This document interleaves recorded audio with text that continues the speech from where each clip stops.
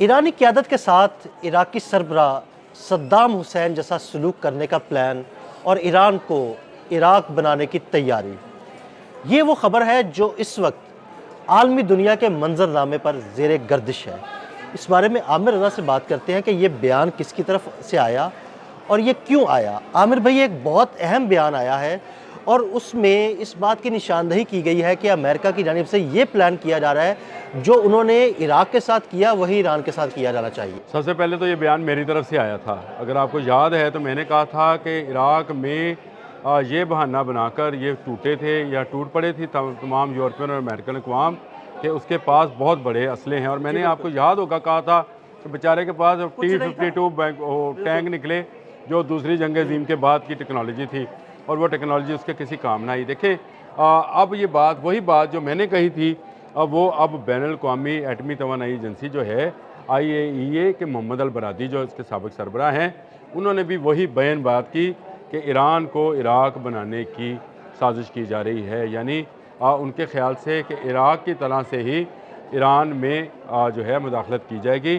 جس طرح Saddam Hussein کو پھانسی دی گئی تھی، اسی طرح ایرانی سپریم کمانڈر کو سزا دی جائے گی، یا وہاں کے جو اسلامی انقلابی کونسل ہے اس کے لوگوں کو سزا دی جائے گی، اور بڑا جو بہانہ بنایا جائے گا ایٹمی نیوکلیئر توانائی کا بنایا۔ بالکل، انہوں نے یہی بہانہ بنایا تھا کہ عراق کے پاس کیمیکل ہتھیار ہیں، اور اس کا بہانہ بنا کر عراق پر چڑھائی کی، اور چڑھائی کرنے کے بعد عراق کو جو ہے نا نیست و نابود کر دیا، صدام حسین کو گرفتار کر لیا، اس کو پھانسی دے دی۔ مجھے لگتا ہے کہ یہ سارا پلان ایران کی طرف شفٹ ہو رہا ہے۔ دیکھیں، یہ پلان شفٹ ہونے کا یہ ایگزیکیوٹ ہوگا اور کامیاب ہوگا نہیں ہوگا، اس پر میں ڈیٹیل میں بات کر لیتا ہوں، لیکن آپ نے بالکل ٹھیک نشاندہی کی کہ یہ کہا گیا تھا کہ اس کے پاس کیمیکل ویپنز ہیں جس سے دنیا میں بایولوجیکل وار شروع ہو جائے گی، اور وہ اتنے خطرناک ہیں کہ اس کے ایک جرنل کا نام انہوں نے انٹرنیشنل میڈیا نے کیمیکل علی رکھا ہوا تھا۔ بالکل بالکل، وہ مارا بھی گیا بیچارہ، اور اس کا نام انہوں نے کیمیکل علی، کہ یہ جناب کیمیکلز کا ماہر ہے، اور یہ جو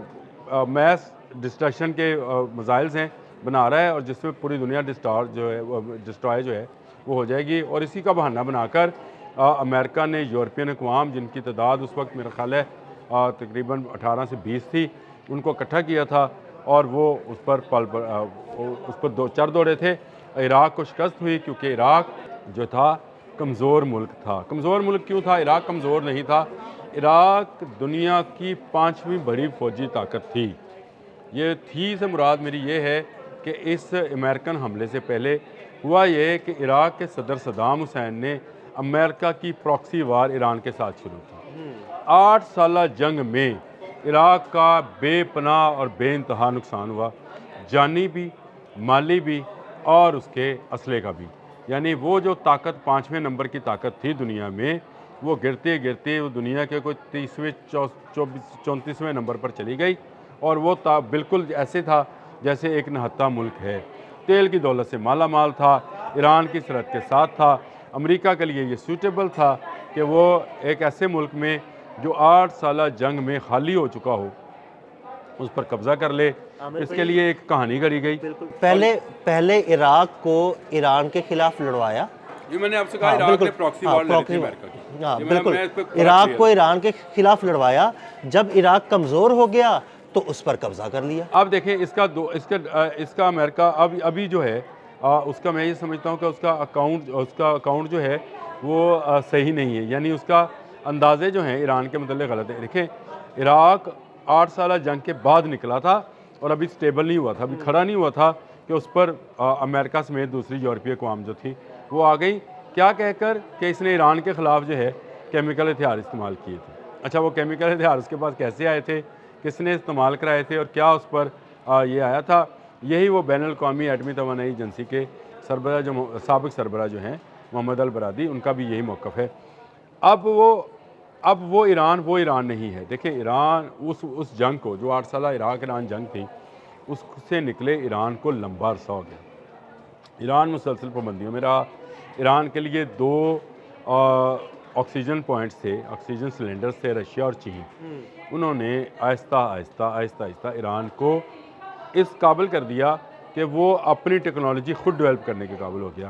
اگر آپ کسی کو کسی جگہ بند کر دیں تو اس کی کہتے ہیں کہ سوچ کے دروازے جو ہیں کھل جاتے ہیں، تو ایران کے سوچ کے دروازے کھل گئے. ایران نے اپنے آپ کو فوجی سطح پر مضبوط کیا.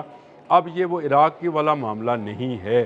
ہاں بہانہ وہی ہے، اس کے لیے کیمیکل تھا، اس کے لیے نیوکلیئر ہے، تو اس کے لیے کہا جا رہا ہے کہ اس کے نیوکلیئر ریئیکٹر جو ہیں دنیا کے لیے خطرہ ہیں. اب فرانس اور جرمنی جو ہے وہ بھی شامل ہو گئے اور انہوں نے یہ کہا ہے کہ ایران کو دہشت گرد ملک قرار دے دیا جائے، یعنی پاسداران اسلام کو دہشت گرد فورس قرار دے دیا جائے.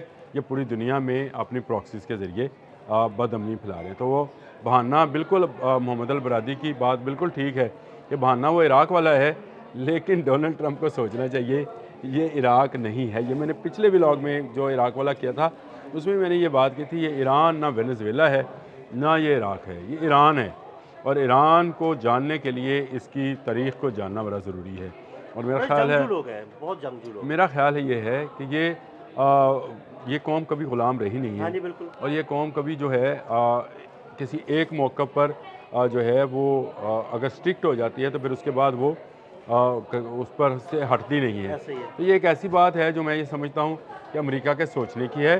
امریکہ میرا خیال ہے اگر یہ اندازہ کر رہا ہے کہ یہ جنگ عراق والی جنگ ہوگی تو یہ غلط اندازہ ہے. دیکھیں عراق امریکہ کا اتحادی رہا تھا، رشیا سے دور تھا، چین سے دور تھا. اس زمانے میں جو 8 سالہ جنگ تھی، ایک طرف امریکن اسلحہ چل رہا تھا، ایک طرف رشین اسلحہ تھا، اور رشین اسلحہ ایران کے پاس تھا، ٹیکنالوجی وہاں ٹرانسفر ہو رہی تھی. لیکن عراق کے پر جب امریکہ اور یورپین چڑھ دوڑے تو نہ اس کے پاس رشین سلنڈر موجود تھا نہ چائنیز سلنڈر موجود تھا. تو اسی لیے وہ بیچارے صدام حسین صاحب جو تھے وہ زمین میں بنکر میں چھپے ہوئے تھے، جہاں سے نکال کر ان کو عید الاضحیٰ والے دن، یعنی اس دن جب لوگ سنت ابراہیمی کی قربانی کر رہے تھے، اس دن اس کو سزائے موت دی تھی. یاد رکھنا چاہیے امریکہ کیا کیا کرتا رہا ہے اس دنیا کے ساتھ. تو یہ یاد رکھیں، یہ ایران ہے، یہ عراق نہیں ہے. یہ ایران ہے، یہ وینزویلا نہیں ہے. یہاں پر صدارتی محل میں صدر سویا ہوا نہیں ہے، جاگ رہا ہے. تو اس نے ترکی کے ذریعے پیغام دیا ہے کہ نہ ہم ایٹمی اپنی نیوکلیئر پاور کو رول بیک کریں گے، نہ اپنے میزائل پروگرام کو رول بیک کریں گے. تو میں یہ سمجھتا ہوں کہ خام خیالی ہے امریکہ کی کہ اس کو عراق سمجھ لیا جائے. ہاں اگر محمد البرادی یہ بات کہہ رہے ہیں تو وہ ایک تجربے کی بنیاد پر بات کہہ رہے ہیں، کیونکہ اسی طرح کے الزامات، جس طرح کے الزامات صدام حسین پر لگائے گئے تھے، اسی طرح کے الزامات اس وقت یورپین اور امریکنز جو ہیں چین پر ایران پر لگا رہے ہیں. لیکن یاد رکھیں اب وہ یورپین یونین نہیں ہے، ٹوٹ چکی ہے. آج برطانیہ جو اس یورپ کا ایک بڑا ملک ہے وہ چین بیٹھا ہے. اس کا مطلب یہ ہے کہ امریکہ جو ہے وہ یہ بات بھول جائے کہ اس کو اتنی بڑی فورس ملے گی، اتنے زیادہ ممالک ملیں گے کہ وہ چڑھ دوڑے گا ایران کے اوپر. سب سے پہلے اس کو اگر ریزنٹمنٹ ملے گی تو میں یہ سمجھتا ہوں نیٹو میں سے ملے گی، کیونکہ نیٹو کا رکن ملک جو ہے ترکی وہ اس سے انکار کرے گا، اور یہ انکار جو ہے یہ امریکہ کے لیے میرا خیال ہے زیادہ سخت ہوگا. پہلے ہی مڈل ایسٹ میں جو اس کو سبکی کا سامنا کرنا پڑا کہ انہوں نے اپنی جو ہے تمام اڈے جو ہیں ایران کے خلاف استعمال کرنے پر بندی عائد کر دی. ان سارے تناظر میں دیکھیں تو مجھے لگتا ہے کہ شاید مس کیلکولیٹ کر رہا ہے ڈونلڈ ٹرمپ کہیں نہ کہیں. وہ ایران کو عراق کے ساتھ مکس کر رہا ہے. ایران وہ 8 سالہ جنگ والا ایران نہیں ہے. ایران نے اس کے بعد بے پناہ پابندیوں کے ساتھ ساتھ بے پناہ تعلقات میں بحال کیا ہے. دیکھیں اس کے بعد ایک تو اس کی جو تیل کی ٹیکنالوجی تھی نا، وہ ساری کی ساری رشین ریفائنریز کے اوپر ہے، امریکن ریفائنریز کے اوپر نہیں ہے.